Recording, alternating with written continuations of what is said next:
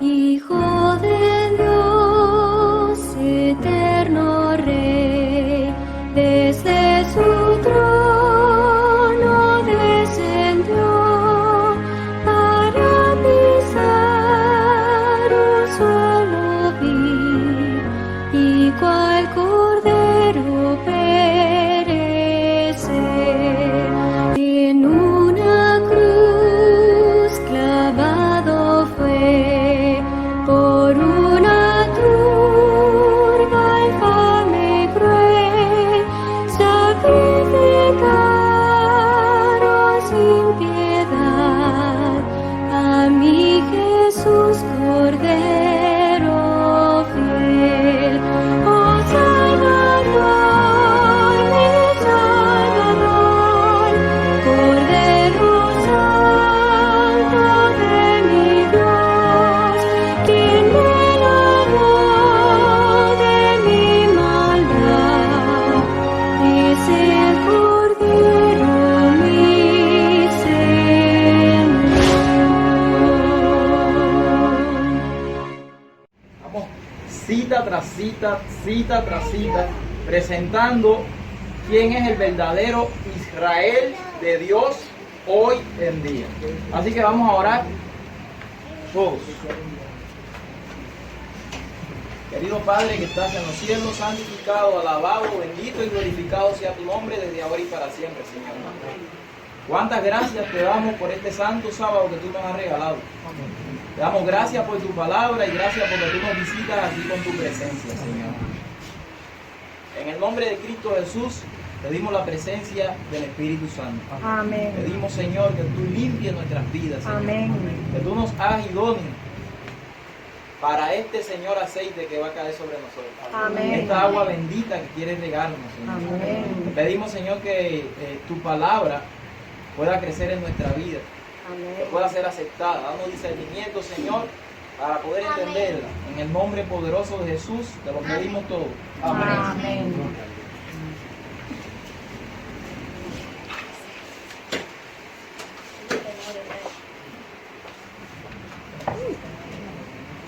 Bien, hermano, vamos a comenzar prontamente con una pregunta. Y es la siguiente. ¿Es el pueblo judío de hoy en día, el pueblo judío literal, el pueblo de Israel, es el pueblo de Dios hoy? ¿Será el pueblo de Israel, el pueblo judío, el pueblo de Dios en el día de hoy? Y vamos a responder a la pregunta rápidamente en el libro de Romanos. En el capítulo 2 y el versículo 28 y 29.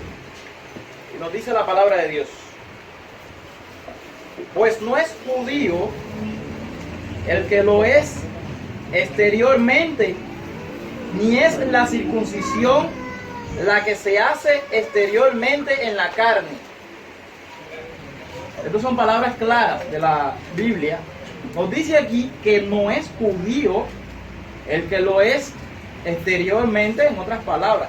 El judío que hoy nació allá en Palestina, ese no es el judío.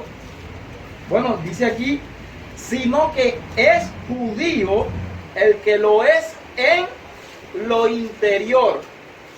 Y la circuncisión es la del corazón, en espíritu, no en letra. Alabanza del cual no viene de los hombres, sino que viene de ¿quién? Esto viene de Dios. Y esto nos lleva directamente a la historia del pueblo judío, a la historia del judaísmo, lo que vimos en la presentación anterior de esta serie. En la presentación anterior, ¿qué fue lo que vimos nosotros? Vimos el judaísmo y vamos a seguir viendo el judaísmo, porque de no entender nosotros el judaísmo y el papel a lo que Dios los llamó a ellos, cuál fue su llamado, cuál fue su cometido, cuál fue su razón de ser, de existir como pueblo, el pueblo de Dios, el pueblo de Israel, aquel pueblo a quien Dios mandó, le dio un mandato santo, los puso como reyes y como sacerdotes, gente santa, nación santa, pueblo adquirido por Dios. Los llevó en alas de águila. Le digo, vosotros seréis mi sacerdocio, pueblo santo. Así que, hermanos, nosotros tenemos que tener bien entendido, tenemos que tener bien en claro. La presentación anterior es de suprema importancia para entender muchas cosas que vamos a ver en el futuro. Porque nosotros vamos a ver el judaísmo, cristianismo y el adventismo. Y si no entendemos el judaísmo, mucho menos vamos a entender sobre el adventismo. ¿Cuál fue el propósito por lo que Dios lo llamó? ¿Cuál fue su sagrado cometido? ¿Y qué es lo que está sucediendo ahora que está repitiendo realmente este pueblo? El pueblo adventista del séptimo día, la misma historia del pueblo de Israel. Es el pueblo judío de hoy, la nación santa, que se llama la nación santa. Ellos le llaman así, nación santa. Es el pueblo de Dios, especial tesoro en el día de hoy. Ya vimos aquí que dice la palabra de Dios que no es judío el que lo es exteriormente en la carne. Aquel que nació, el que es literalmente del linaje de Abraham, ese no es el judío, sino que es judío el que lo es en lo interior. ¿Pero por qué? Especialmente porque Dios le dio un sagrado cometido. Los llamó a anunciar el evangelio al mundo entero. Pero sin embargo, este pueblo, el evangelio y aquellas verdades sagradas que Dios le había regalado, la escondió debajo de la cama. Por eso muchas de las cosas y las parábolas que Cristo dio cuando llegó a este mundo, nadie pone la luz debajo del almud, sino que la pone arriba para que alumbre a todos. Fue especialmente lo que pasó tristemente con este pueblo. Acuérdense de que a este pueblo le fueron dadas las promesas, le fue dada la ley, le fueron dados los patriarcas, le fueron dados los profetas, le fueron dadas todas las bendiciones conferidas, todas las bendiciones, mis hermanos. Todas las promesas fueron dadas a este pueblo. Este pueblo se creyó realmente, así como decían en algunas de las promesas de la palabra de Dios, que iba a permanecer el pueblo hasta el final.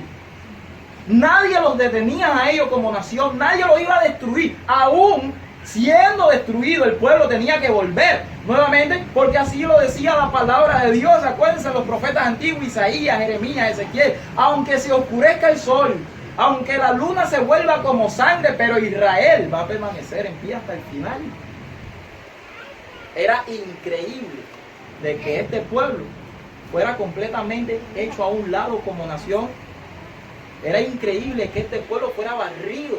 Por ejemplo, en el año 605 por Nabucodonosor, los ejércitos de Babilonia, y luego por Roma en el año 70 después de Cristo. Esto era increíble.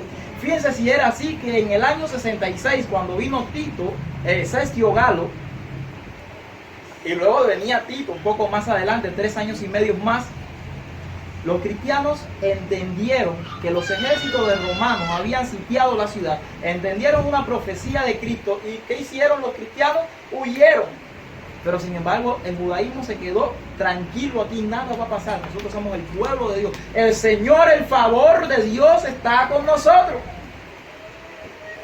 Miren, hermanos, este pueblo hay que entender sus profecías, y hay que entender también la historia del pueblo de Israel, que era apostasías tras apostasías. El pueblo de Dios era apóstata, mi hermano, al mensaje de Dios y a los mensajeros. Dios enviaba mensajero tras mensajero hacia el pueblo de Dios, pero le daban de lado. A unos mataban, al otro lo golpeaban, acababan con ellos. Lo aserraban, lo apedreaban, lo golpeaban. Todos los mensajeros, uno tras otro. El Señor dijo: ¿a cuál de los profetas no matasteis?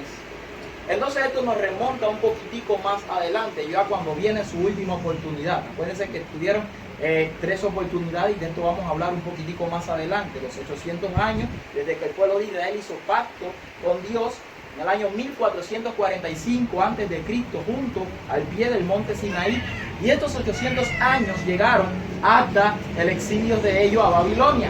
Luego, un poquitico más adelante, el Señor les regaló otra oportunidad, que fueron 490 años.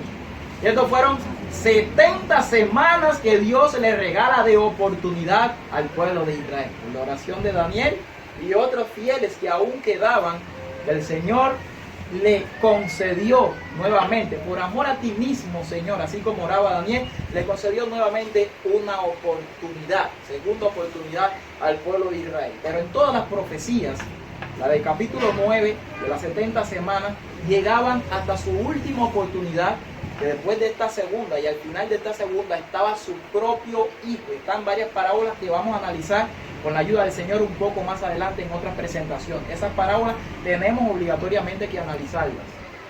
Son de suprema importancia para nosotros hoy en día, pero también para ver la historia del pueblo de Israel literal. Este pueblo no cumplió con su cometido, y esto tenemos que decirlo una y otra vez. En su última oportunidad tuvo Cristo mismo. Cuando ningún profeta pudo, Dios envió a su propio hijo allí donde estaban los labradores malvados, para que ellos entregaran el fruto a su tiempo, pues ya se estaban tardando en entregar el fruto. Pero dijeron, este es el heredero, matémosle y vamos a quedarnos con la heredad. Mataron al propio Hijo de Dios, pero el Hijo de Dios resucitó, porque la profecía así lo decía.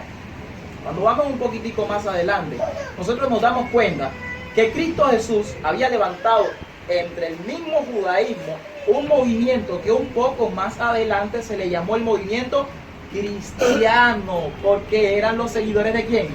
De Cristo Jesús.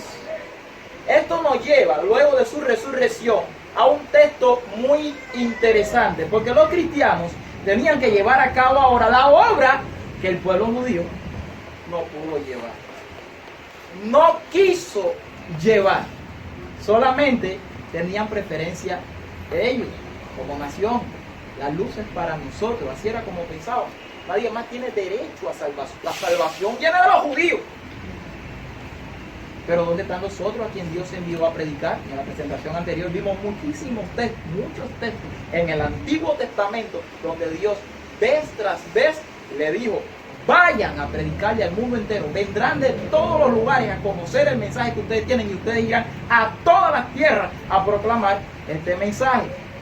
Habían bendiciones y había maldiciones, y había un sí de condición si obedecían a la ley de Dios y al mandato de su maestro, al mandato del Señor que Él le había regalado. Déjenme decirles, mis hermanitos, que este pasaje famoso que el Señor envió a los discípulos se encuentra en el libro de Hechos. Vamos un momentico allí. Hechos capítulo 1, versículo 8. Ahora la historia del judaísmo y el mandato del judaísmo se está transmitiendo al cristianismo, aquel grupo que Jesús había levantado. Eso se encuentra en Hechos capítulo 1, versículo 8. Y allí vamos a leer. Acuérdense que Jesús había resucitado. Y aquí en el capítulo 1 de Hechos está la promesa del Espíritu Santo y la ascensión de nuestro Señor Jesucristo al cielo. Pero antes de irse le dice: pero recibiréis poder cuando haya venido sobre vosotros, ¿qué cosa? El Espíritu Santo. Pero dice que le iban a ser testigos en Jerusalén, en toda Judea, en Samaria y hasta lo último de la tierra. Así que los cristianos, los discípulos, tenían que ser testigos ahora ¿de quién? De Cristo, el mismo que había hecho pacto con el pueblo de Israel, el mismo Cristo Jesús. El pueblo de Israel no vio la gloria entre ellos, nunca quiso conocer a Cristo Jesús. No lo vio, no lo pudo ver. Entonces el Señor Jesús mandó a su pueblo ¿a qué cosa? A predicar el evangelio. Ustedes van a ser testigos primeramente, y eso tenemos que tenerlo en cuenta, aquí en Jerusalén. Luego van a ir a Judea, Samaria y hasta lo último de toda la que, a toda la tierra. Y esto se llama el poder de la testificación.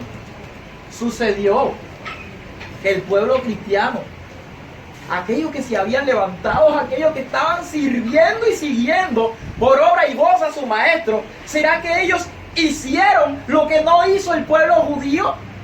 Vamos un poquitito más adelante, porque la palabra de Dios tiene que hablarnos en este día.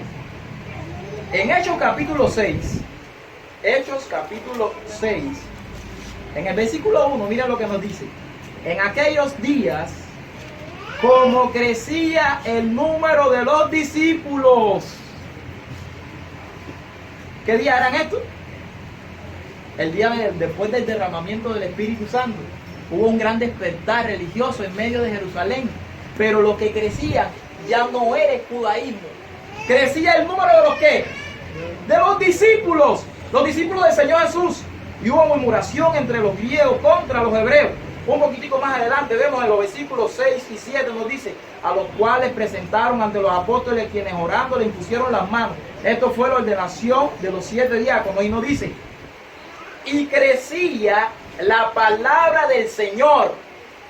Hubo un crecimiento grande de la Biblia en los días después de la promesa del Padre que iba a ser enviada cuando viniera sobre ellos el Espíritu Santo. La palabra del Señor comenzó a crecer como nunca antes. El pueblo judío no le daba cabida a que la palabra del Señor creciera. Sin embargo, en este momento específico, la palabra del Señor comenzó a ¿qué cosa? Comenzó a crecer, pero nos dice aquí que el número de los discípulos se multiplicaba, mis hermanos. Ya no era una suma, ahora era multiplicación. Se bautizaron como 3,000, luego se bautizaron 5,000 y se seguían bautizando y bautizando, y el número que se día, mira, cada día el Señor añadía a su iglesia. Puedes leer el capítulo 2 de Hechos, a los que habían de ser salvos. ¿Y saben qué iglesia era? Los que se reunían de casa en casa. No eran los que estaban en el templo, más bien los que estaban en el templo, que eran los altos líderes judíos, estaban preocupados por lo que estaba sucediendo entre los discípulos. Vamos a leerlo en el versículo un poquitico más adelante. Miren lo que nos sigue diciendo. También muchos de los sacerdotes obedecían a la fe. ¿Quiénes se estaban convirtiendo al cristianismo? ¿Quiénes estaban viniendo a ser discípulos de Cristo, y aquel a quien el pueblo había matado y había resucitado y se le había aparecido a los discípulos? Muchos sacerdotes del pueblo judío. ¿Qué estaban haciendo ahora, hermano? Estaban formando parte del grupo del cristianismo, del grupo de los discípulos. Entonces, todo esto que estamos viendo aquí estaba preocupando un poco a los líderes judíos. Pero saben que todo esto vino como consecuencia de la ordenación a los 7 diáconos, y eso tenemos que tenerlo bien en cuenta. En el versículo 5 del mismo capítulo 6, agradó la propuesta a toda la multitud y eligieron a Esteban, varón lleno de fe y del Espíritu Santo, a Felipe, a Prócoro, a Nicanor, a Timón, a Parmenas y a Nicolás, prosélito de Antioquía. Yo quiero que noten algo aquí, es bien interesante lo que vamos a ver ahora.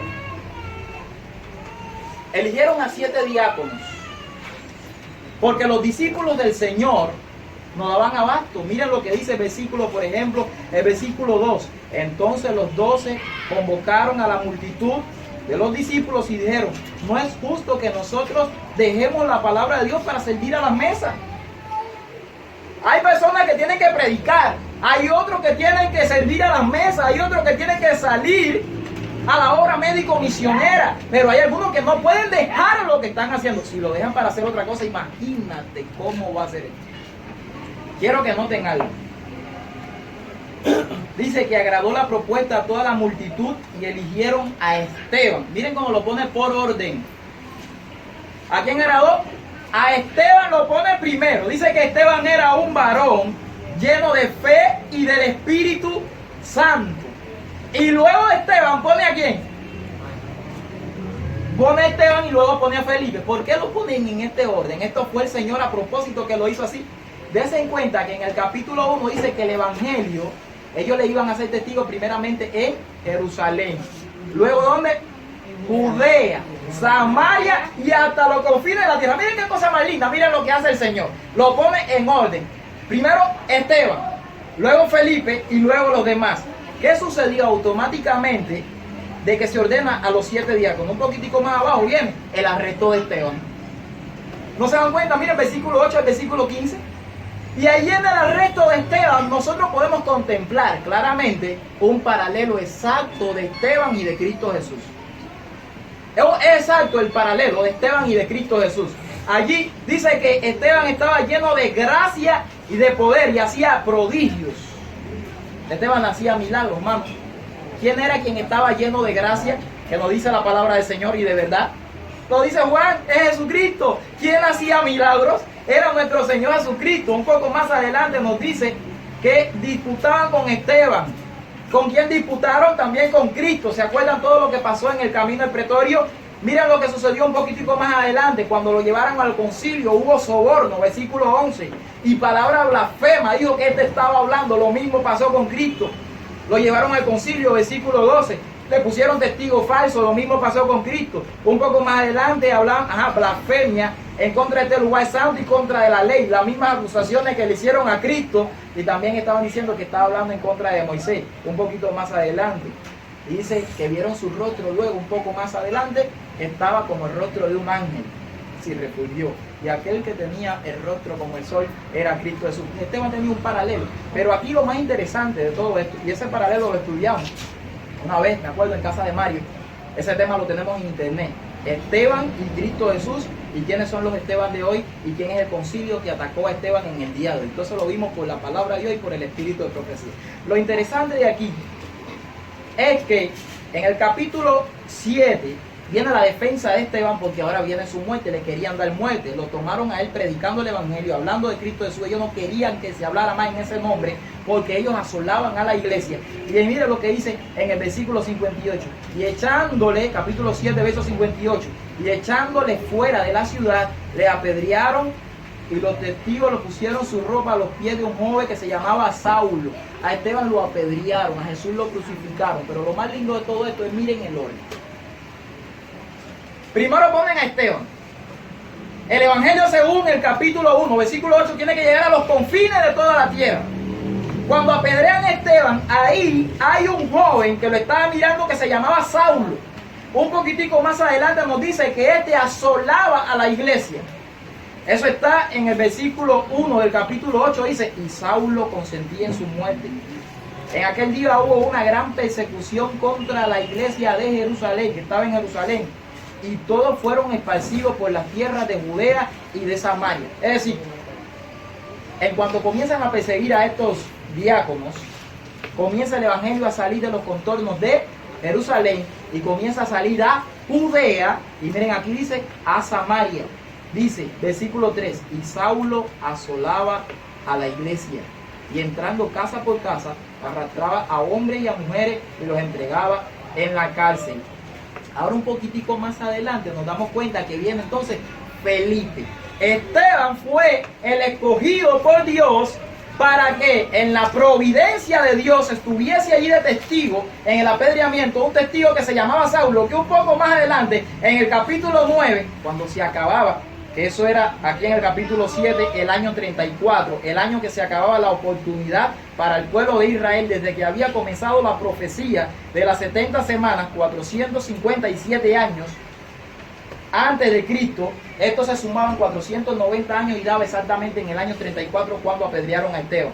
Esto es un símbolo exacto de que a partir de que la nación judía se le cierra su oportunidad como nación, el Señor tenía que levantar a un hombre que fuera testigo del apedreamiento de lo último, que había sellado la visión y la profecía, y este fue Esteban. Y entonces este hombre ahora iba a ser el campeón a los gentiles, el campeón, el que iba a llevar con la ayuda del Señor el evangelio a todo el mundo. Alabado sea el nombre del Señor por esto, porque esto es cosa grande lo que el Señor hace, y la providencia de Dios es muy grande. En el apedreamiento de Esteban estaba el hombre perfecto, a quien Dios iba a utilizar para llevar su evangelio ¿a dónde? Al mundo entero. Miren lo que nos dice un poquitico más adelante allí, versículos 4 y 5, nos habla allí de Felipe, que lleva ahora el evangelio ¿a dónde? A Samaria.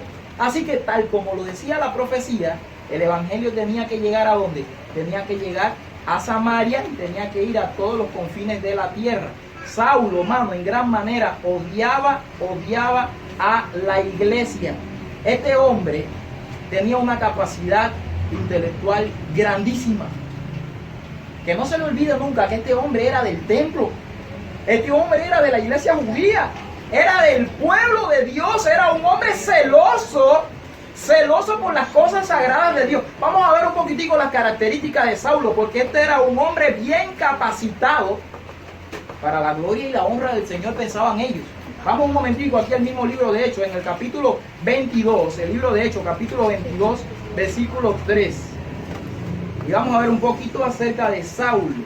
Nos dice en el versículo 3, yo, de cierto soy judío. Era la religión verdadera. en aquellos días.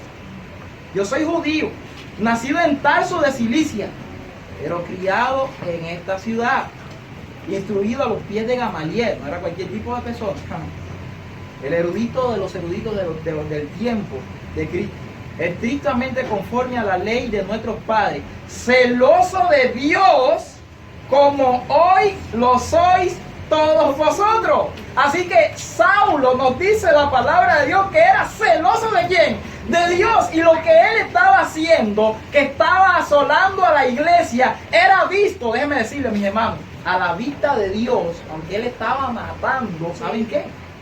Él estaba siendo celoso de Dios, porque el temor de él era que el cristianismo, que ahora estaba subiendo como si fuera un cáncer que se estaba carcomiendo el judaísmo, que el cristianismo proliferara de tal manera que todos los judíos se hicieran cristianos. Ese era el miedo de los grandes líderes del pueblo judío, mi hermano. En aquel tiempo, eso era lo que estaba pasando y esto tenemos que entenderlo. Y ellos estaban siendo celosos porque estaban cuidando ¿qué cosa? Estaban cuidando su religión. Hoy en día tenemos exactamente la misma copia. Yo no voy a hablar acerca de esto ahora, porque estamos metidos en el judaísmo. Pero es interesante que nosotros copiemos cada punto, cada puntico de lo que estamos viendo. Así que Saulo era un hombre que tenía gran capacidad, un hombre celoso de Dios, pero que únicamente veía por el judaísmo, veía por Israel. En sus ojos solo estaba la ley, el pacto, la promesa, los patriarcas, todo lo que estaba escrito anteriormente en la Torá. Él solamente podía ver el plan de Dios con el pueblo judío cumpliéndose al pie de la letra. No podía ver ninguna otra secta, todas las demás eran aborrecidas.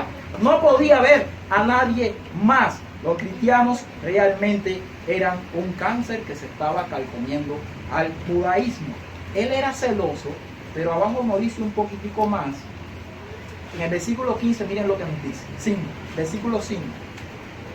Como el sumo sacerdote también me es testigo, y todos los ancianos, de quienes también recibí cartas, miren lo que hacía y miren cuál era su celo para los hermanos, y fui a Damasco para traer presos a Jerusalén, a los que estuviesen allí para que fuesen castigados. Ya vieron ya cuál era su celo, y en el verso 4 está un poquitico más fuerte. Su celo era arrasar todo lo que hemos visto hasta ahora, todos los textos que hemos visto hasta ahora. Pero es interesante que la palabra de Dios nos habla mucho acerca de esto.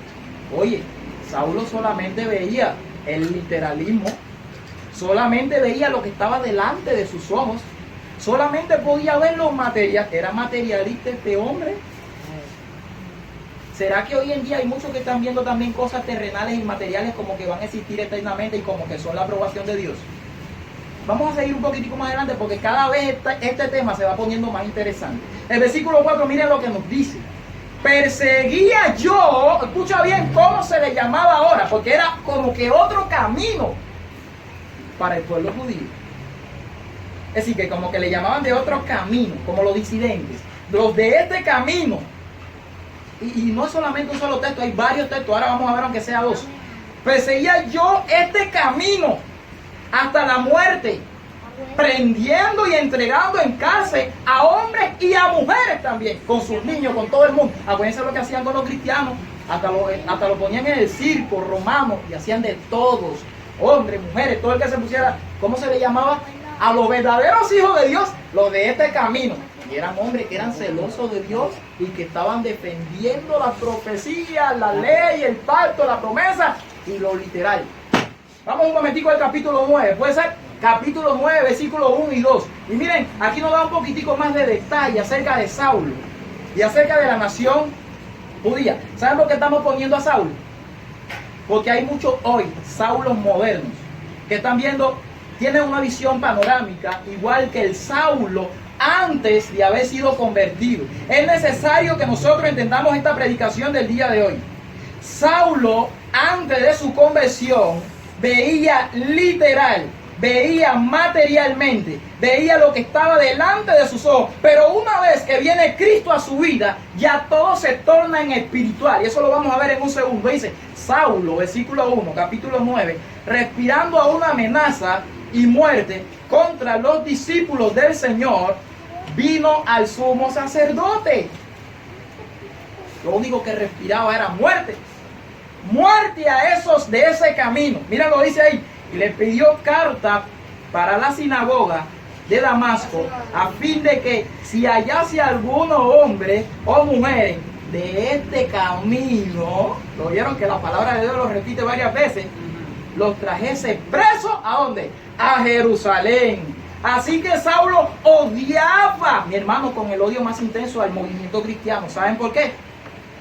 Porque pensaban que era falso, y que Dios estaba probando todo lo que ellos estaban haciendo. Sabía Dios, escuchen bien, sabía Dios que Saulo, aún con el odio que le tenía a gente que estaba en contra de su movimiento, que para él era verdadero, sabía Dios que Saulo era sincero de todo corazón. Miren, hermanos, si Dios no lo sabía, Dios no podía utilizar a este hombre. Desde ahora se lo estoy diciendo. Hay gente que están donde están, que tienen inclusive odio contra algunas personas y que solamente ven lo material y que no se vuelven a lo espiritual, porque hoy no han entrado con Cristo en el lugar santísimo donde Cristo se encuentra en este momento.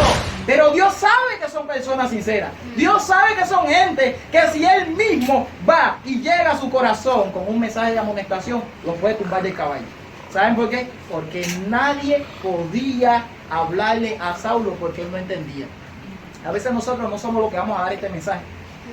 Por mucho que nosotros lo demos por internet, por Facebook, YouTube, por cualquiera de las plataformas que nos muestra el Señor en el mundo hoy en día para llevar el mensaje, por mucho que lo demos a la iglesia, a cualquier hermano que se presente, va a entrar por un oído y va a salir por el otro. Pero ¿saben qué pasaba con Saulo? A Saulo ni siquiera le entraba por el oído. Porque déjenme decirles que si ustedes analizan el capítulo 6 y el capítulo 7, Esteban, uno de los 7 diáconos, y Saulo que estaba instruido a los pies de Gamaliel, y miren la sabiduría que Dios le dio a este hombre, miren todas las cartas que escribía. Esteban tenía mucho más conocimiento que Saulo. Esteban era un hombre grande, lleno, dotado del poder del Espíritu Santo. Y déjenme decirle algo, nadie se podía parar frente a este hombre. Nadie, ninguno de los instruidos en la ley pudieron rebatirle todo lo que decía el Espíritu Santo a través de Esteban. Así que Saulo no podía contra el poder que había en Esteban, y todas las palabras que dijo Esteban en el capítulo 7 completo no le entraron ni siquiera por el oído a Saulo. Entonces esto nos quiere decir a nosotros de que por mucho que nosotros hablemos, a veces solamente tiene que venir el Señor a tumbar a la gente del caballo. ¿Estamos entendiendo lo que está sucediendo aquí? Sí. Vamos un momentico a analizar un poquitico más esta perspectiva en el capítulo 22 y en el versículo 20. Rápidamente vamos allí, hermanos, tenemos mucho que analizar en el día de hoy, para la gloria y la honra del Señor. Capítulo 22, versículo 20. Y miren lo que nos dice ahí. Voy a leer desde el 19, nos dice: y yo dije, Señor, ellos saben que yo encarcelaba y azotaba en todas las sinagogas y a los que creían en ti. Y cuando se derramaba la sangre de Esteban, miren aquí clarito, tu testigo, yo mismo también estaba presente y consentía en su muerte y guardaba las ropas de los que le mataban. Es decir, en otras palabras, está tan claro en la Biblia que él estaba allí porque era él era el que estaba dirigiendo la muerte de Esteban. ¿Quién era el que estaba dirigiendo la muerte de Esteban? Saulo. Era Saulo, mano. Pero me dijo, ve, porque te enviaré lejos a los gentiles. Así que pensaba igual que todos los líderes judíos. ¿Tenían los líderes judíos este mismo pensamiento que tenía Saulo? Vamos a ver un poquitico más adelante. Juan, capítulo 11, versículos 47 en adelante. Dice, entonces los principales sacerdotes, ¿de quién estamos hablando aquí? Los principales sacerdotes, los líderes más de la alta dirigencia del pueblo judío. ¿Quiénes eran estos? Los fariseos se reunieron en el concilio y le dijeron, ¿qué haremos? Porque este hombre hace muchas señales. Si le dejamos así, todos creerán en Él, hablando de Cristo, y vendrán los romanos y destruirán nuestro lugar santo y nuestra nación. Oh, ustedes están oyendo esto. Su lugar santo y su nación valían más que el mismo Cristo Jesús. Hermanos, ¿saben qué es lo que lleva esto? Esto lo lleva el fariseísmo y el legalismo. El fariseísmo y el legalismo es malo. El pensar de que este lugar es santo, de que este lugar fue bendito por Dios y que por siempre será así, por toda la eternidad. Ten cuidado con eso, porque hay algo que vale más que lo material y se llama el espiritual. Tenemos que meternos con Cristo a ese para poder entender ciertas cosas. Dice, versículo 49. Entonces Caifás, vamos a ver, este era el hombre, aquí lo dice que era el sumo sacerdote de estos días. El sumo sacerdote de aquel año les dijo: vosotros no sabéis nada. Versículo 50. Ni pensáis que no conviene que un hombre, que nos conviene que un hombre muera por el pueblo y no que toda la nación perezca. Esto dijo por sí mismo, esto no dijo por sí mismo, sino que como era el sumo sacerdote de aquel año, profetizó que Jesús había de morir por la nación. Versículo 52 dice: y no solamente por la nación, sino también para congregar en uno a los hijos de Dios que estaban dispersos. Saulo quería acabar con todos, y así, queriendo acabar con todos, dice que fueron esparcidos por todas las tierras, y fueron para Samaria, Judea, y por todos los lugares de la tierra. Hechos 8:4, hay que tener bien eso en mente. Y dice, así que desde aquel día acordaron matarle. Así que toda la dirigencia judía, no solamente era Saulo, todos acordaron matar a Jesús. Y luego un poquito más adelante, a los seguidores de Jesús, había que acabarlo, había que terminar con esta secta. Eran bien aborrecidos por los judíos. Hechos capítulo 26, miren los detalles que nos dan. Hechos 26, 9 al 11 nos dice, hablando todavía de Pablo como perseguidor. ¿Por qué tomamos tanto el ejemplo de Saulo y de Pablo después? Porque Pablo no tiene mucho que hablar. Si hay una gente que fue convertida y que sintió el poder convertidor del Espíritu Santo y el poder de Dios sobre su vida, fue Saulo y Pablo luego. Y si este hombre Dios lo utilizó como un pilar para el movimiento cristiano y para mostrarle a todo el mundo a través de su palabra que el judaísmo dejó de ser y que hoy en día las cosas ya no son materiales sino que son espirituales, entonces tenemos que poner la vista bien bien en Saulo. Tenemos que aprender sobre Saulo un poquitico. Nos dice, versículo 9: yo ciertamente había creído mi deber hacer muchas cosas contra el nombre de Jesús de Nazaret, lo cual también hice en Jerusalén. Yo encerré en cárcel a muchos de los santos, habiendo recibido poderes de los principales sacerdotes, y cuando los mataron yo di mi voto, muchas veces castigándolos en todas las sinagogas, los forcé a blasfemar, hasta forzó a muchos a blasfemar.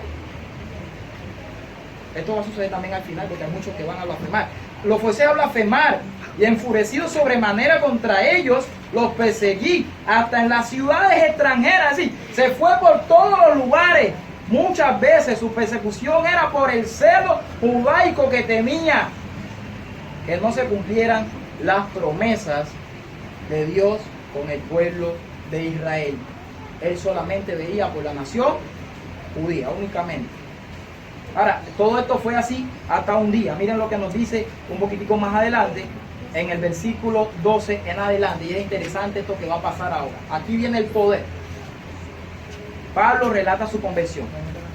Ocupado en esto, es decir, en su obra celosa, ocupado en lo que él fue mandado a hacer, en lo que él creía que agradaba a Dios, ahí fue donde Dios lo llamó. Dice, ocupado en esto iba yo a Damasco, con poderes en comisión de los principales sacerdotes, cuando a mediodía, oh rey, yendo por el camino, vi una luz del cielo que sobrepasaba el resplandor del sol, la cual me rodeó a mí y a los que iban conmigo. Esto está tremendo, mano.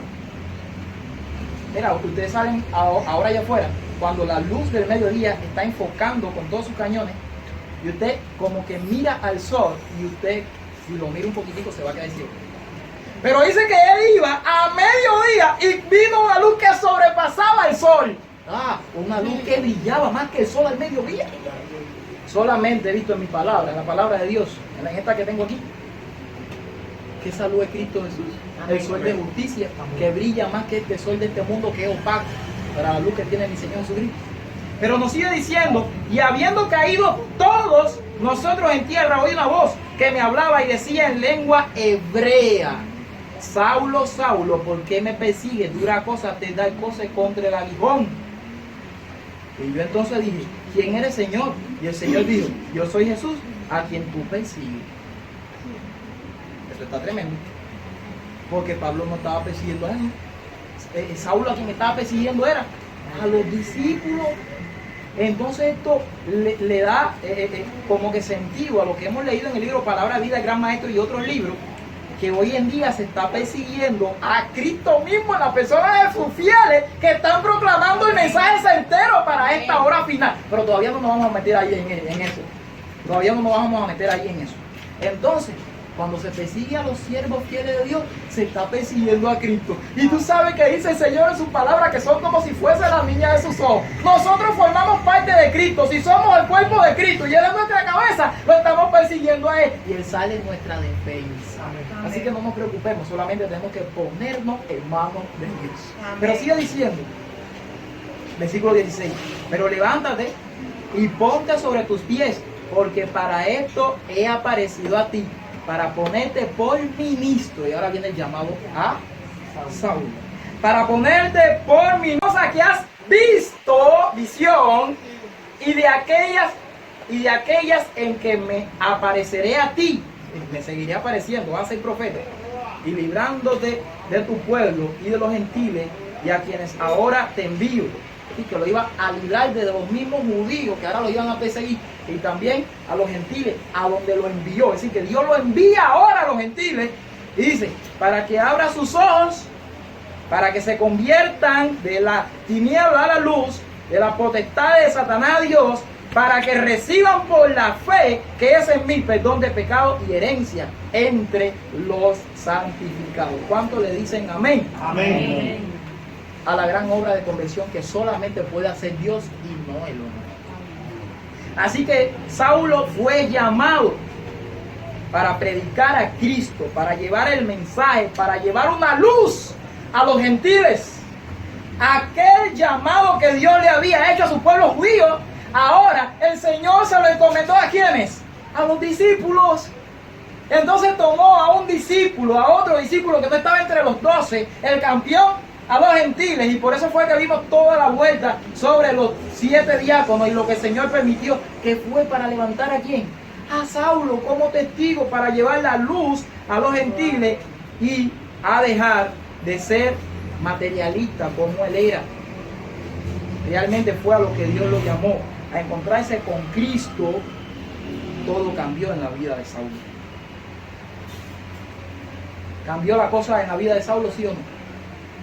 Lo que antes veía como material, ahora lo veía espiritual.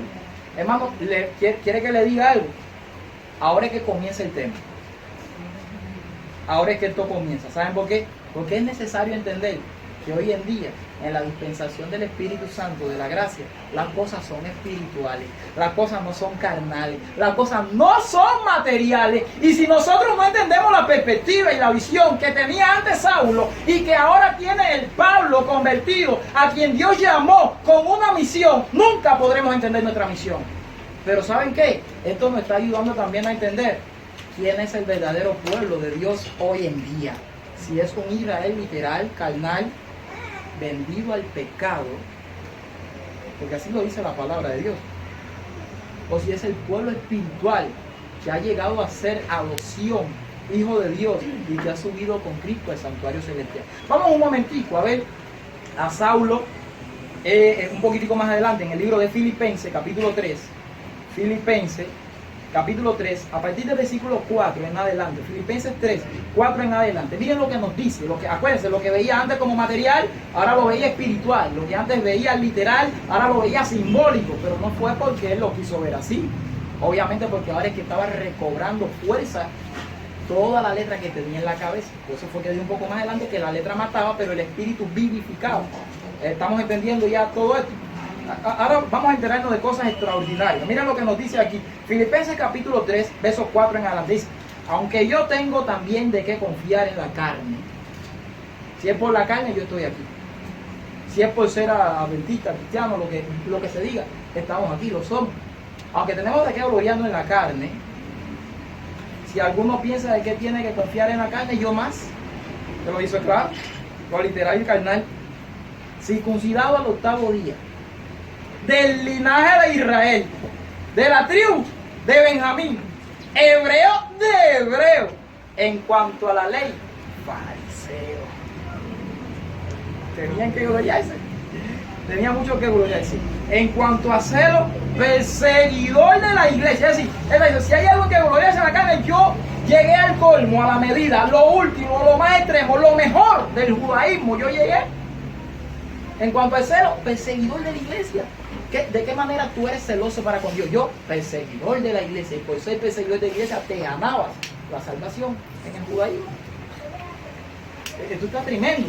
En cuanto a la perseguidor de la iglesia, miren lo que nos sigue diciendo. En cuanto a la justicia, que es por la ley, irreprensible, pero cuantas cosas eran para mi ganancia, la he estimado como pérdida por amor a Cristo. ¿Cuánto dicen amén? Amén. Por esto. ¿Qué cosa era una pérdida?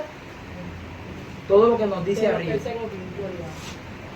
¿Qué cosa es pérdida, mano? Vamos a atender esto porque es interesante. ¿Qué cosa es una pérdida para Saulo? Mira, yo voy a leer el versículo 8 y luego vamos a ver esto. Dice, ciertamente aún estimo todas las cosas como pérdida por la excelencia de conocimiento de Cristo Jesús, mi Señor, por amor del cual he perdido todo y lo tengo por basura para ganar a Cristo.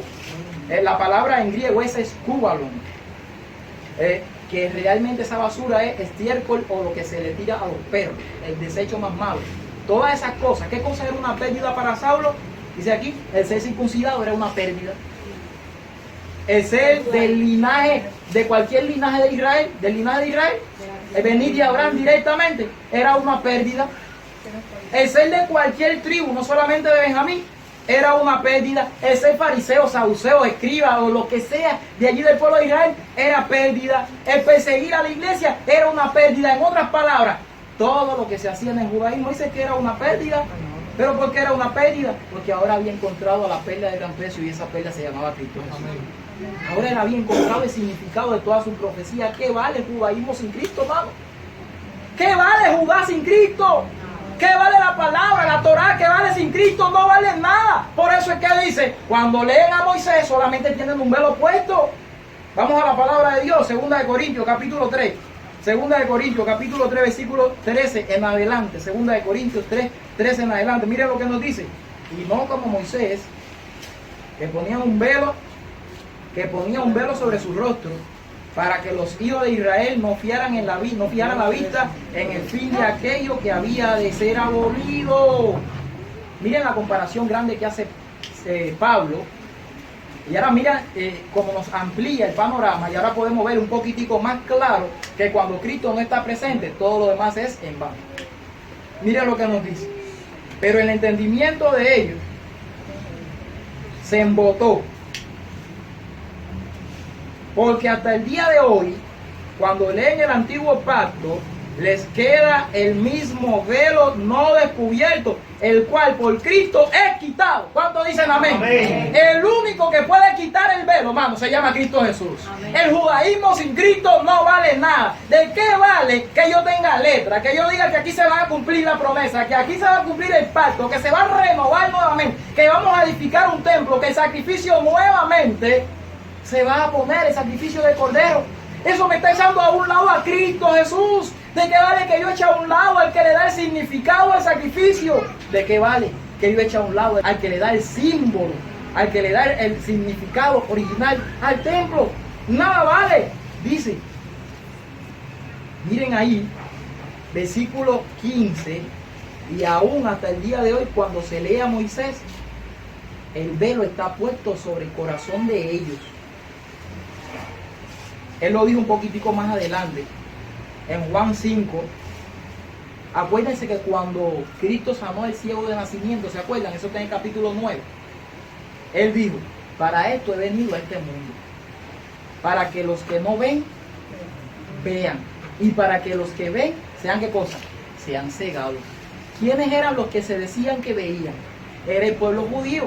Antes Saulo pensaba que veía, por eso el Señor tuvo que ponerle que cosas escamas en los ojos y tuvo que mandarlo con un discípulo de Cristo para que ¿qué? Orara por él y se cayera las escamas y lo bautizara. Los que ven sean ciegos y los que no ven vean. ¿Quiénes eran los que no veían nada? Que estaban mendigando de la comida de los hijos. Eran los perrillos, los que estaban afuera, los gentiles. Aún de estas piedras puedo levantar yo, hijo de Abraham. Pero que la palabra de Dios es perfecta. Mira, cuando vamos a Juan, y aquí estamos en el versículo 15. Vamos a ver aquí quién es esa gloria. Juan capítulo 5. Juan capítulo 5. Y vamos al versículo 44 en adelante. Mira lo que nos dice. ¿Cómo podéis vosotros creer? ¿Cómo podéis vosotros creer, pues, recibir la gloria los unos de los otros y no la buscáis, la gloria que viene del Dios único? ¿Viste la gloria que buscaba el pueblo judío? La gloria del hombre. Alabarse unos a otros, salir con sus mantos, salir el templo de Jehová es este. Pero no la buscan de Dios, la gloria no la buscan de Dios. Mira lo que le dice el versículo 45.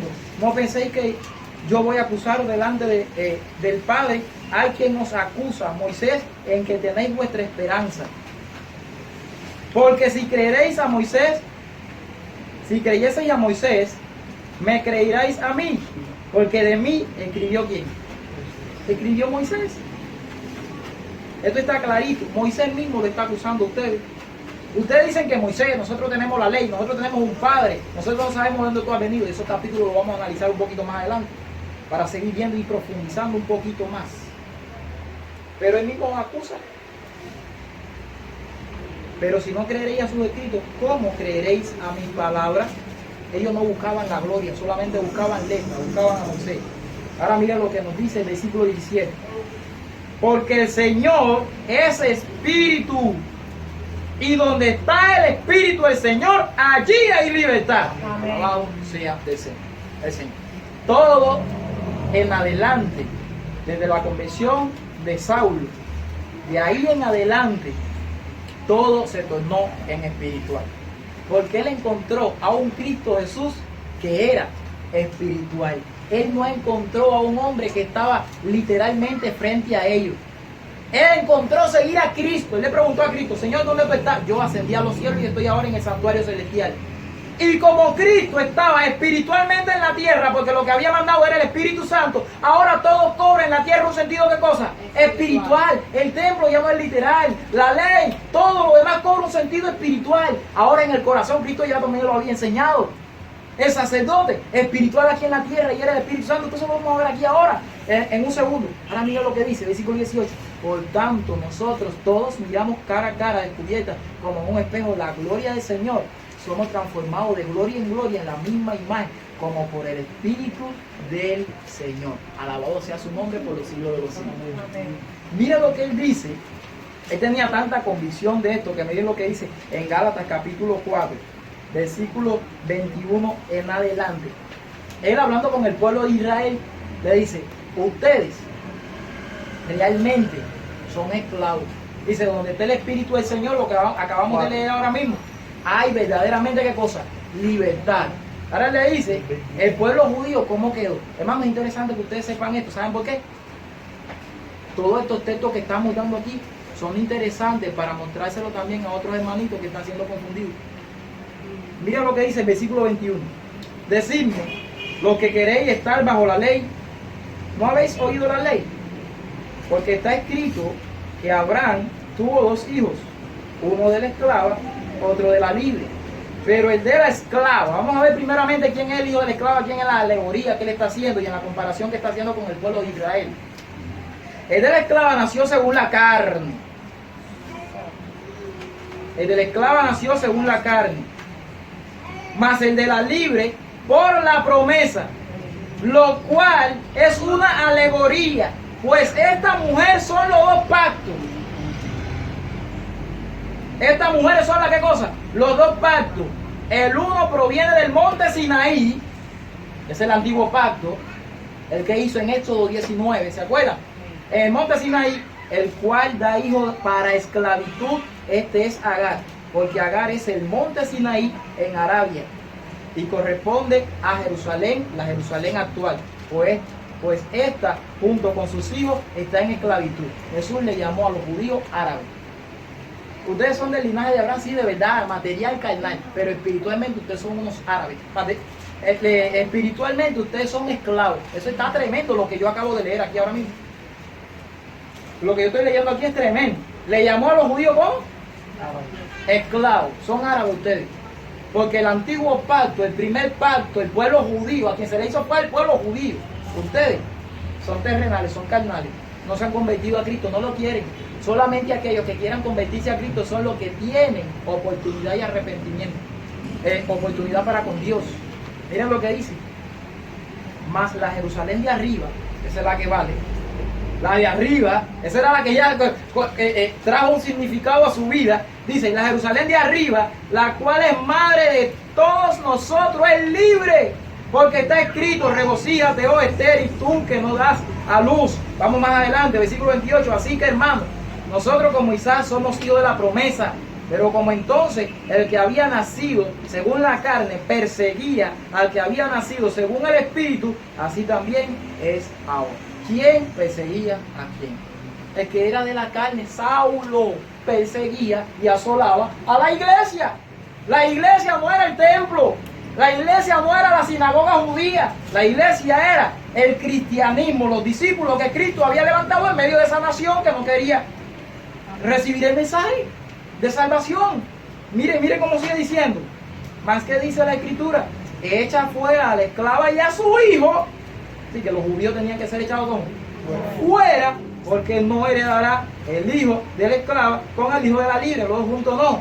De manera, hermano, que no somos hijos de la esclava, sino de la libre. ¿Sabe lo que estaba diciendo? Somos de arriba, somos de lo espiritual, no somos según la carne, como quiere, porque allí no hay libertad.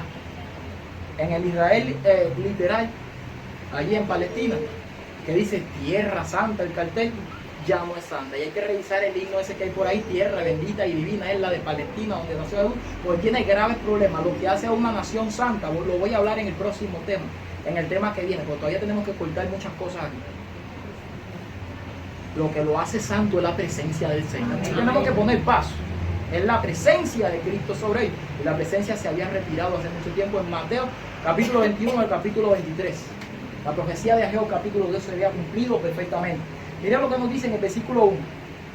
Está pues firme en la libertad con que Cristo nos hizo libres y no estáis otra vez sujetos al yugo de esclavitud. Cristo es el que da libertad. Por eso lo dice en el capítulo 8 del libro de Juan, capítulo 36. Si el Hijo os libertare, seréis ¿qué cosa? Verdaderamente libre. He aquí, versículo 2. Yo, Pablo, os digo que si os circuncidáis, de nada aprovecha Cristo. ¿De qué aprovecha Cristo? Si ustedes se circuncidan, de nada. Versículo 3. Otra vez testifico a todo hombre que se circuncida que está obligado a guardar toda la ley. Cuando está diciendo aquí toda la ley, está hablando de las 613 leyes ceremoniales. Porque la circuncisión estaba entre esas leyes. Está en el libro de Levítico. Dice, de Cristo os desligasteis automáticamente cuando se corta el prepucio, literalmente físico. Ya lo literal, lo carnal ya no valía, hermano. De Cristo se desligan. Lo que por la ley os justificáis, de la gracia habéis caído. Tremendo caer de la gracia. El que se justifica por la ley. Y hoy en día, como hay gente que dicen que por guardar la ley es que viene la salvación. Verso 6. Porque en Cristo Jesús ni la circuncisión vale algo, ni la incircuncisión, sino la fe que obra por el amor. Alabado sea el nombre de quién. Alabado sea el nombre del Señor. Un poco más adelante, en el capítulo 6, sigue hablando lo mismo. Versículo 12 dice, todos los que quieran andar en la carne, que estos eran los judíos, estos os obligan a que se circunciden solamente para no padecer persecución a causa de la cruz de Cristo, porque ni aun los mismos que se circuncidan guardan la ley, pero quieren que vosotros se circunciden para gloriarse en vuestra carne. Mira, ellos se hicieron judíos, nosotros, este es el pueblo santo. Eso es para gloriarse en la carne, eso de nada vale. Pero lejos esté de mí gloriarme, sino en la cruz de nuestro Señor Jesucristo, porque quien es el mundo me he crucificado a mí y yo al mundo. Porque en Cristo Jesús ni la circuncisión vale nada, ni la incircuncisión, sino una nueva creación. A todos los que anden conforme a esta regla, paz y misericordia sea a ellos. Y miren lo que dice, y al Israel de Dios. ¿Se dan cuenta cómo hace una diferencia Pablo aquí? Miren, hermano, aquí está poniendo la tapa al pongo. Pablo, mira lo que está diciendo. A todos los que anden según esa regla, pase a ellos.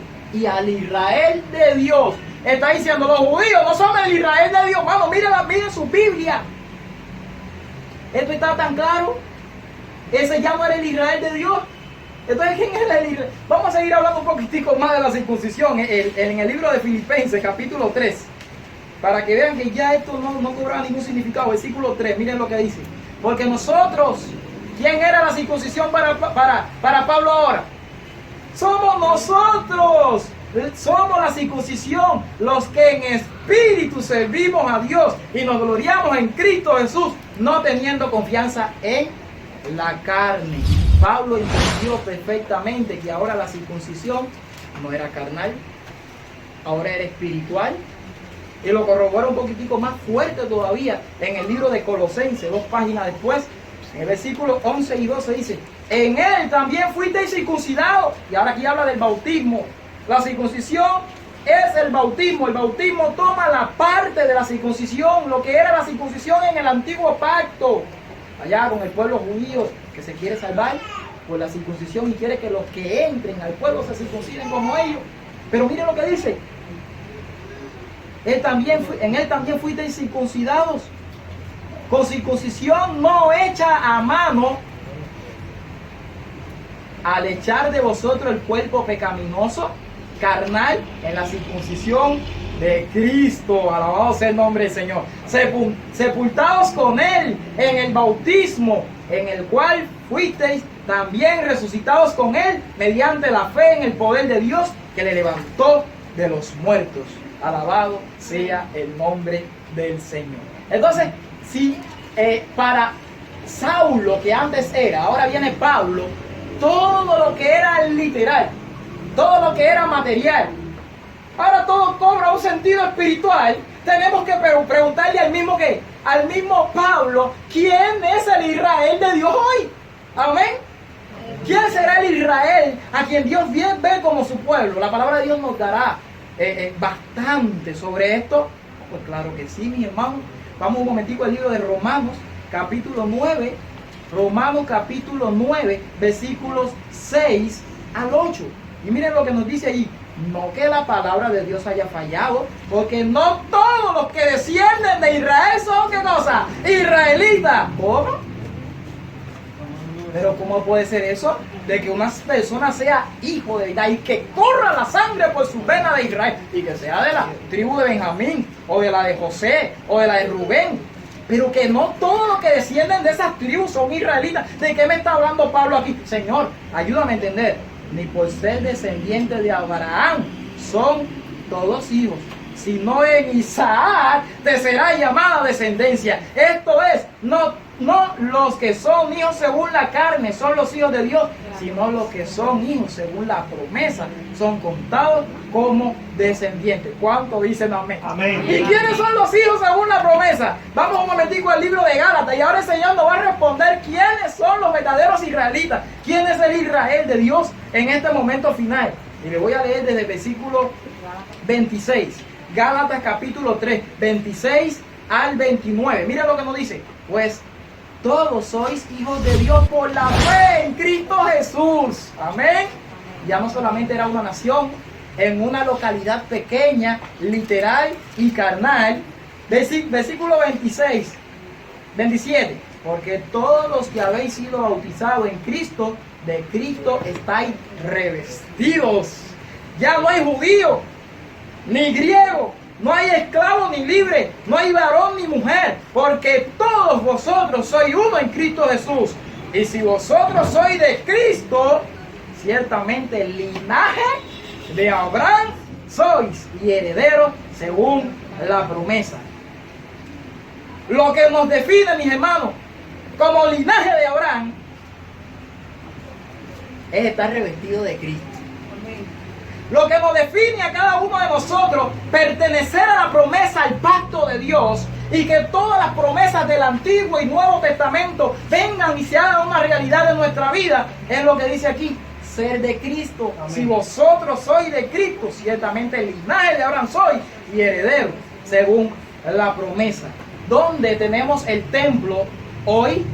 ¿Dónde tenemos el templo? Porque si Israel ya no es literal, señores, se va poniendo un poco dura la cosa. Si Israel ya no es literal, carnal, y está ahí en una localidad, y el templo era también literal, y ahora Israel es espiritual, ¿dónde está el templo? ¿Dónde está el templo del Israel de Dios hoy en día? Tenemos que ir un momentico al libro de Efesios para entender que así como el Israel es espiritual, el templo también es espiritual. Efesios capítulo 2, versículo 19 en adelante dice: así que ya no soy extranjero ni advenedizo, sino conciudadano de los santos y miembro de la familia de Dios. Amén. Amén. Edificado sobre el fundamento de los apóstoles y profetas, siendo la principal piedra del ángulo Jesucristo mismo, en quien todo el edificio bien coordinado va creciendo para ser un templo santo en el Señor, en quien vosotros también sois justamente edificados para morada de Dios en el Espíritu. ¿No lo vieron aquí? Mírenlo ahí, versículo 21. En quien todo el edificio bien coordinado va creciendo para ser un templo santo en el Señor. Las piedras, hermanos, somos nosotros, piedra viva. Y ahora lo vamos a ver en el libro de Primera de Pedro. El edificio que se va construyendo es la morada de Dios, el templo. Es el templo. El Espíritu, acuérdense que en el templo del Antiguo Testamento, que fue edificado también con piedras que eran cortadas afuera, el templo de Salomón, ¿se acuerdan? Se manifestaba la gloria de Dios. Eso está en el libro de Primera de Reyes, cómo llegó la gloria, del capítulo 8, capítulo 11. Cómo se apoderó esa gloria del templo. Pero la gloria era un símbolo de Cristo Jesús. ¿Saben quién fue la gloria que vino? Juan 1:14, a este mundo, Cristo Jesús, no lo reconocieron. Y Él se fue al cielo y dice: voy a enviar otro consolador, porque era necesario para su templo que iba a edificar aquí en la tierra, que se iba a ir edificando. ¿Quién es la gloria? Ahí mismo en el capítulo 2, versículo 22 dice: en quien vosotros también sois justamente edificados para morada, porque la gloria lo que hacía era morar en el templo. Esa era la casa de la gloria, de la chequina de Dios. ¿Para morada de quién? Del Espíritu. En otras palabras, las piedras, nosotros. El templo, ¿quién es? Todo el edificio es el templo, y la chequina, el Espíritu Santo, es aquí la gloria del Señor. Primera de Pedro capítulo 2 nos lo dice más claramente todavía, que ya las cosas no son literales. Ahora las cosas son simbólicas. Ahora las cosas son espirituales. Primera de Pedro capítulo 2, mira lo que dice el versículo 5, dice: vosotros también como piedras vivas. Las piedras ya no eran piedras literales que había que sacar de la cantera. Y la piedra del ángulo, nos dice aquí, la cabeza del ángulo era Jesucristo mismo, un poquitico más abajo, la que desecharon los edificadores. Ya no era una roca literal que desecharon, pero nos sigue diciendo: nosotros somos la piedra viva, ser edificado como casa espiritual, miren, y el sacerdocio santo, para ofrecer sacrificios espirituales aceptables a Dios por medio de Jesucristo. Ahora los sacrificios no eran corderos literales que tenían que degollarse frente al templo en el altar. Ahora los sacrificios eran espirituales y aceptos por Cristo Jesús, porque era el verdadero cordero que quitaba el pecado del mundo. Juan 1:29 y Apocalipsis 13:8. En el versículo 9, ahí mismo el capítulo que estamos leyendo dice: mas vosotros sois linajes escogidos. Aquellos que se le había dado al pueblo de Israel, ahora lo eran ¿quiénes? Los gentiles también. Todo el que aceptaba a quién, a Cristo como cabeza del ángulo y como la base del edificio, dice, real sacerdocio, lo que se le había dado al pueblo de Israel. En Éxodo capítulo 19, versículos 5 y 6. Real sacerdocio eran todos. Nación santa. Ahora la nación santa no era un pedacito. Ahora la nación santa iba a cundir toda la tierra. Alabado sea el nombre del Señor. Pueblo adquirido por Dios, para que anunciéis la virtud de aquel que os llamó de las tinieblas a su luz admirable. Amén. Vosotros, que en otro tiempo no erais pueblo, pero que ahora sois pueblo, que en otro tiempo no había alcanzado misericordia, pero que ahora habéis alcanzado misericordia. Es más claro, mi amado. Lo que ustedes no eran antes, ahora son los que son, los que han recibido a Cristo Jesús. El templo es la iglesia a nivel mundial. Y entendiendo un poquitico esto, que el templo iba a ser a nivel mundial, hay una profecía en el Nuevo Testamento que nos habla del anticristo. Viene hablando del Antiguo Testamento, nos habla del el cuerno pequeño, de la bestia, habla mucho. Pero el anticristo, según la palabra de Dios, tenía que sentarse en el templo de Dios. Vamos a leer un momentito. ¿Quién sería ese anticristo ahora? El anticristo tenía que ser literal o tenía que ser espiritual. Si la iglesia era espiritual, si el templo es espiritual, si todo es espiritual en el nuevo pacto, vamos un momentico, segunda de Tesalonicenses capítulo 2, versículos 3 y 4. A nadie os engañe en ninguna manera, porque no vendrá sin que antes venga la apostasía y se manifieste el hombre de pecado, el hijo de perdición, el cual se opone y se levanta contra todo lo que se llama Dios, pues objeto de ¿qué? De culto, tanto que se sienta en el templo de Dios como Dios, haciéndose pasar por Dios. Entonces no es un hombre literal que se sienta literalmente en un templo al final, como se quiere poner, porque el mismo Pablo y el mismo Juan, son otros textos que no lo voy a dar ahora por honor al tiempo, nos dice que desde sus días, aquí mismo un poquitico adelante, dice que hay quien le detiene. Míralo ahí. Quien todavía hay quien le detiene. Ya desde sus días ya se está manifestando. Y Juan lo ve clarito, el anticristo. Así que este era un poder que tenía que hacerse pasar ¿por quién? Por Cristo. El anticristo no es alguien que está en contra completamente de Cristo, sino que la palabra es el que está de parte de Cristo, el que ocupa el lugar de Cristo. Estaba ocupando el lugar de la cabeza del ángulo, estaba ocupando el lugar de un falso Cristo aquí en esta tierra. ¿Y quién es él? El papá romano. Desde hace mucho tiempo viene sentándose en el templo de Dios, viene sentándose en el cristianismo para cambiar las leyes, así como estaba escrito en la palabra de Dios, y los tiempos también. Y el pueblo cristiano se había desligado acerca de esto por la interpretación profética falsa, porque de eso vamos a hablar un poquitico más adelante, que es lo que trae consigo todo esto. Obviamente no en el día de hoy, en otra presentación. Así que ¿quién era el templo de Dios? Primera de Corintios capítulo 6. Primera de Corintios capítulo 6.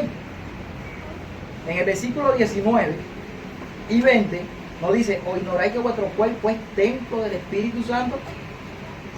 En el capítulo 3, versículo 16 y versículo 17, también nos dice que nosotros somos el templo de Dios. Amén. Nosotros somos el templo, hay algunos que están copiando, nosotros somos el templo de Dios. Nosotros somos su iglesia.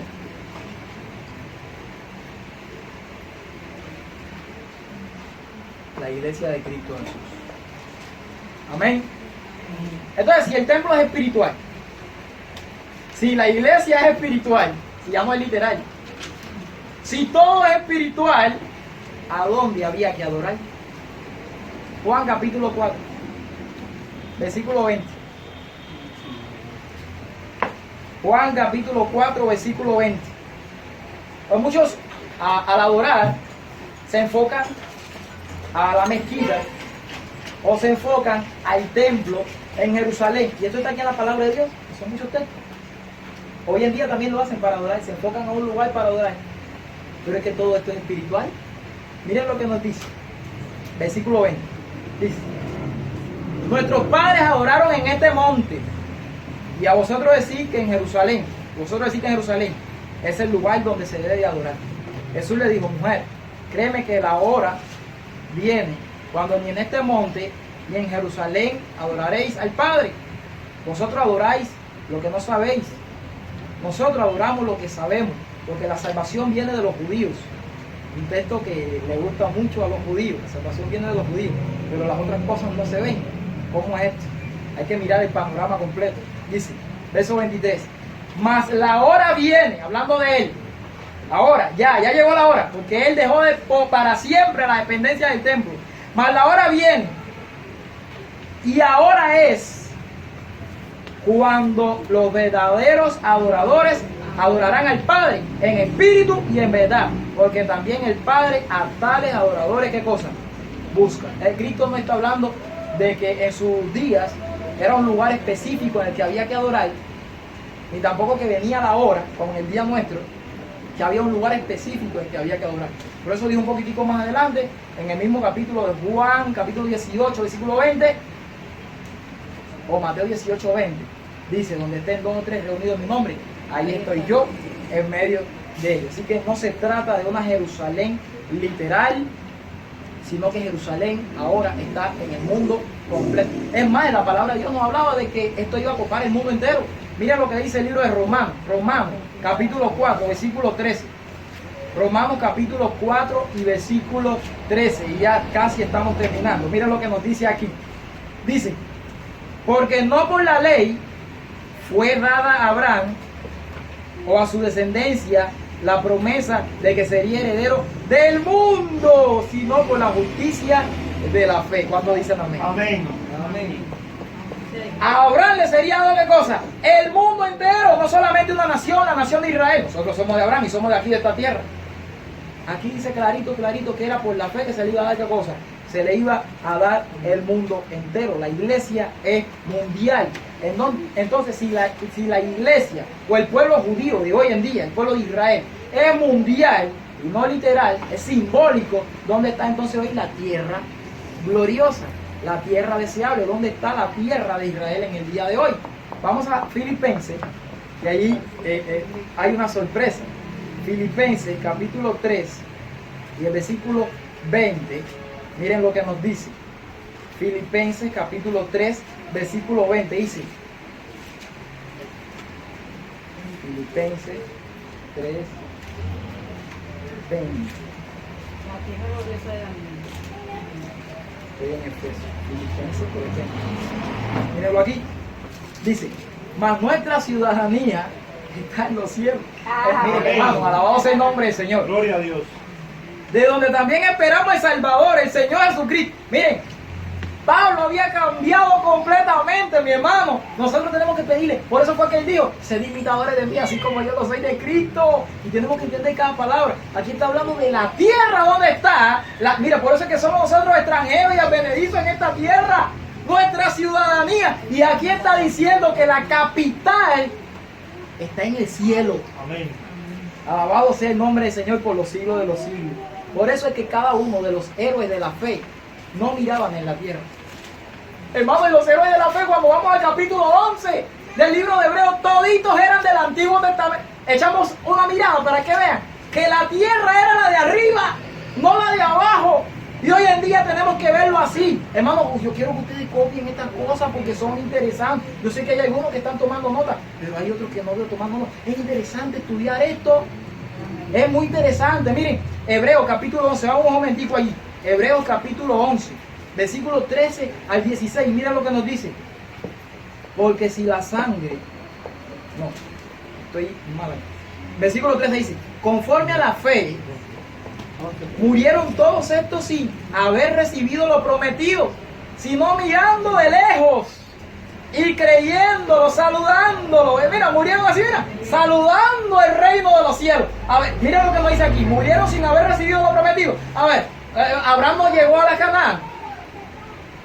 No llegó el pueblo de Israel a la Canaán. a la tierra que el Señor le había prometido que fluía leche y miel? ¿Llegaron o no llegaron? Muchos de los que están aquí, héroes de la fe, no llegaron a la Canaán, pero nos dice aquí la Biblia, la palabra del Señor en el libro de Hebreos, que murieron aún no habiendo recibido lo prometido. Eso no era lo prometido. Lo prometido es deuda y el Señor se lo va a dar a su pueblo. Lo prometido era lo de arriba. Sino mirando de lejos y saludando y confesando que eran extranjeros y peregrinos sobre la tierra. Nosotros todos somos extranjeros. Y si estos son los padres de la fe, de ellos tenemos que coger. No os conforméis a los deseos de la carne. No os conforméis a este mundo, al mundo actual. Conformémonos con el reino de los cielos. Aunque en esta vida fálteme riqueza, sé que allá en la gloria tengo mi mansión. Amén. Alabado sea el nombre del Señor. Nosotros no somos de esta tierra. Estamos en el mundo, pero no somos del mundo. Versículo 14 dice: porque los que esto dicen claramente dan a entender que buscan una patria. Vamos a ver ahora qué patria es esa. Dice: pues si hubiesen estado pensando en aquella de donde salieron, ciertamente tenían un tiempo de volver, pero anhelaban una mejor. Esto es la celestial, por lo cual Dios no se avergüenza de llamarse Dios de ellos. ¿Por qué? Porque dice aquí: les ha preparado una ciudad. ¿Cuál es esa ciudad?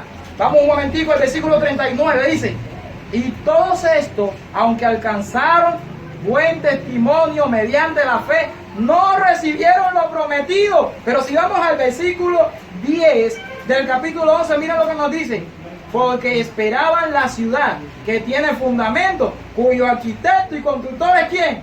Cristo. Alabado sea el nombre del Señor. Cuyo arquitecto y constructor es Dios. Entonces la ciudad, la tierra, la capital, el templo, todo es espiritual en el nuevo pacto. ¿Cuándo dicen amén? Amén. Alabado sea el Señor. Solamente nos faltan algunas cositas. Si la iglesia es espiritual, si el templo es espiritual, si el Israel es espiritual, si los judíos son espirituales, si todo es espiritual, ¿dónde queda el santuario? Porque había un santuario. Estaba el templo, estaba el santuario. ¿Dónde queda el santuario y dónde queda el sumo sacerdote? ¿Son terrenales? ¿Son literales? ¿Son carnales? Hebreos capítulo 8, vamos a darle vuelta a la página. Hebreos capítulo 8, 1 y 2 dice: ahora bien, el punto principal de lo que venimos diciendo es que tenemos tal sumo sacerdote, el cual se sentó a la diestra del trono de la majestad en los cielos. Alabado sea el nombre del Señor. Ministro del santuario y de aquel verdadero tabernáculo que levantó el Señor y no el hombre. El sacerdote es ¿quién? Cristo Jesús en el santuario celestial, y en el santuario de esta tierra, en el santuario de nuestra alma, es el Espíritu Santo, lo acabamos de ver. Así que todo es que ¿cómo? Todo es espiritual, hermano. Pero el pueblo de Israel hoy en día dice: bueno, como nosotros somos el pueblo de Israel, tenemos que defendernos contra los rusos, contra los chinos, contra Gog y Magog. Y va a haber una batalla al final, el Armagedón, y va a ser literal. ¿Será que los enemigos de Israel también son literales? Vamos a ver lo que nos dice la palabra de Dios en el libro de Efesios. Porque si todo es espiritual, también tenemos que ver que Pablo nos habla de los enemigos que no son literales. Miren lo que nos dice. Efesios capítulo 6, versículo 11 y 12 dice: vestido de la armadura de Dios, para que podáis estar firmes contra las acechanzas del diablo. Porque no tenemos lucha contra ¿qué? Ay, alabado sea Dios. Esto es maravilloso lo que estamos estudiando aquí.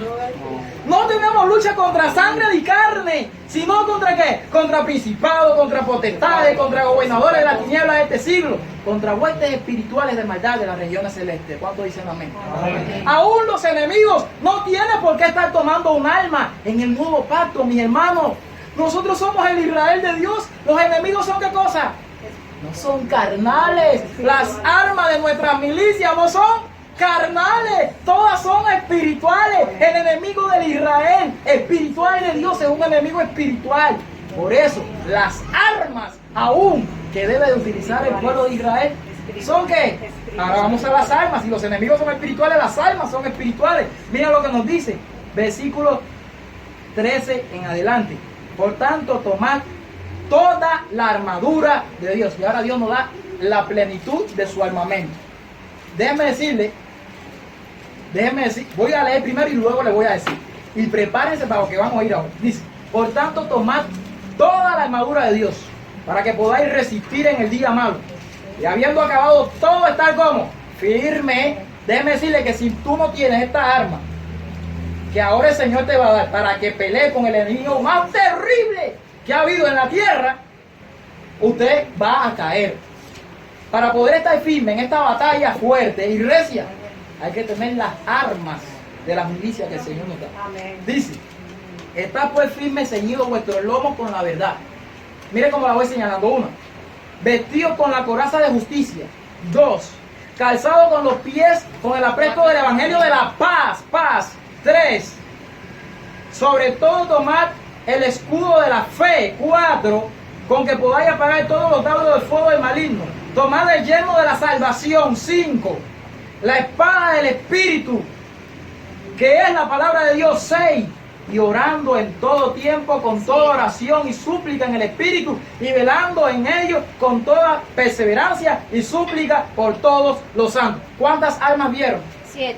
El número 7 es el número de la plenitud y la perfección de Dios. ¿Saben por qué? El Señor tiene que dar esas 7 armas a su pueblo, a su iglesia. Amén. Porque no es Rusia ligado con Estados Unidos que ahora se van a confabular para atacar a un Israel literal y va a haber una batalla de Magedón al final. ¡Ay! El enemigo es el más poderoso que ha venido sobre la tierra. Pero ¿saben qué? Hay un ser que es mucho más poderoso que este enemigo, que se ha revelado en nuestras vidas, que se ha revelado a su iglesia y que quiere darle el armamento a su iglesia para que pueda estar firme y apagar todos los dardos del maligno. Así que el Señor le ha dado la perfección del armamento a su iglesia de hoy en día.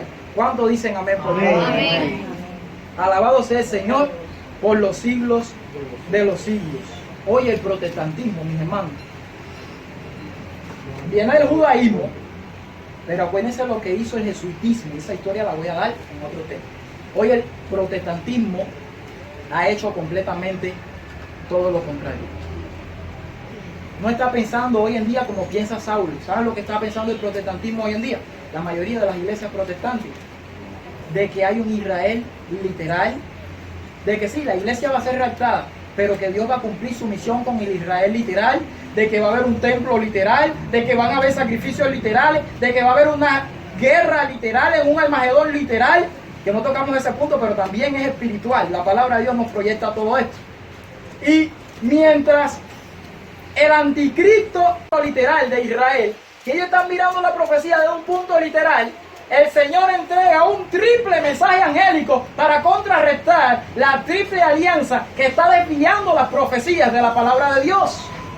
Ese triple mensaje nos manda a adorar al Creador, nos manda a decir que ha caído Babilonia y a hablar en contra de la bestia, de la imagen, de la marca, porque hoy Israel está viendo a un anticristo literal, a una marca literal, a un microchip literal, pero el Señor ha dado un mensaje certero y verdadero a un pueblo y espiritual para que lo dé al mundo entero. Que el Señor nos bendiga.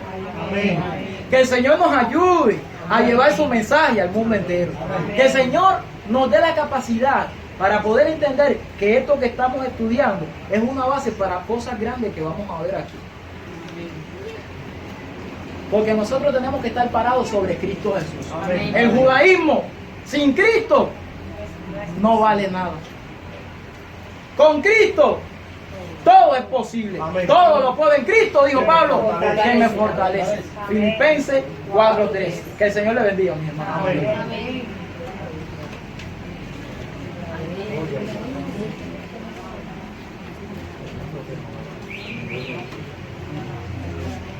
Himno número 114. Himno número 100.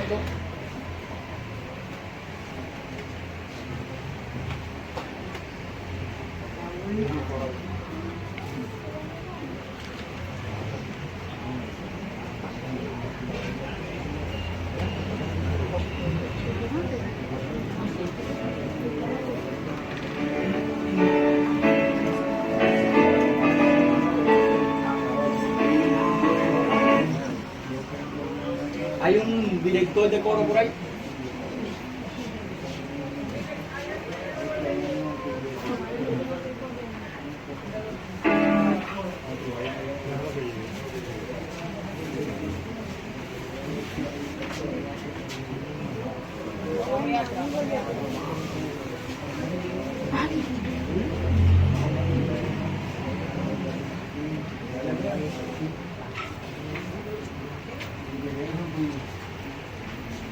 ¿Ya? 114.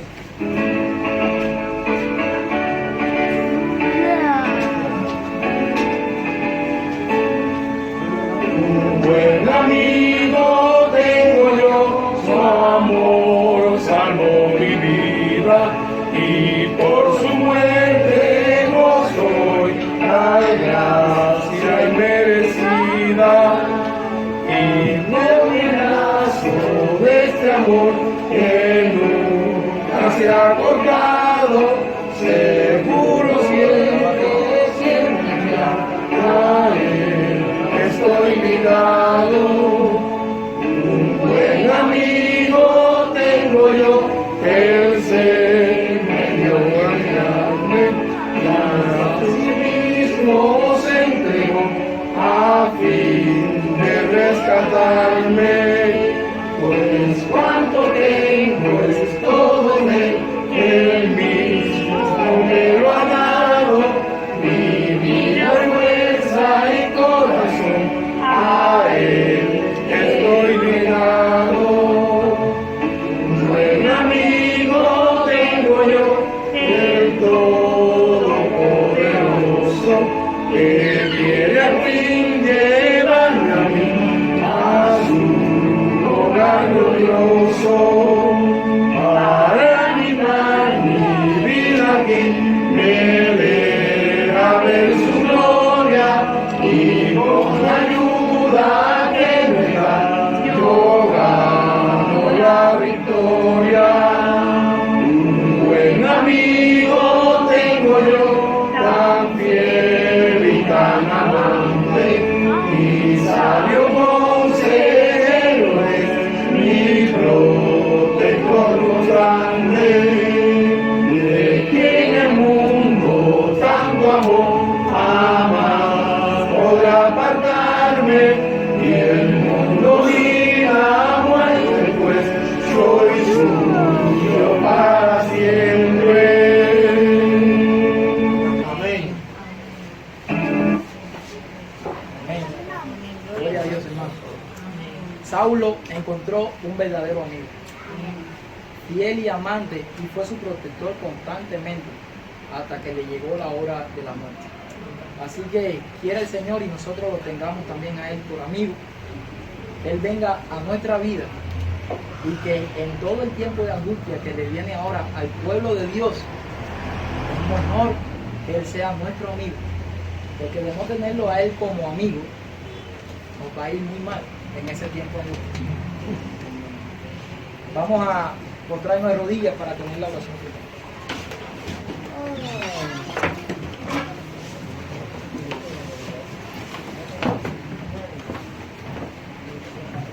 Padre celestial que estás en los cielos, te damos tantas gracias, Señor, por este hermoso día que nos has regalado, por tu palabra, Señor, porque tú nos has hablado en este día. Amén. Te damos gracias, Señor, porque tú has presentado claro, Señor, con una claridad tremenda, de qué cosa es el verdadero pueblo judío.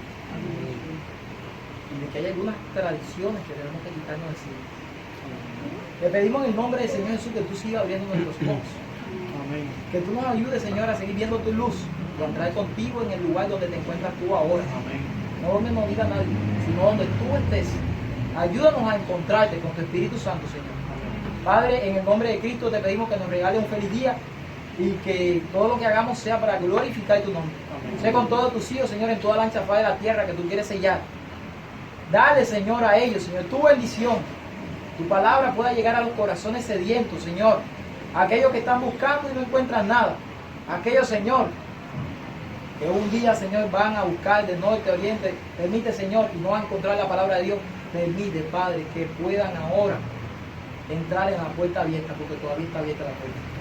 Quédate, Señor, en nuestros corazones y muévete en medio nuestro. En el nombre de Jesús. Amén.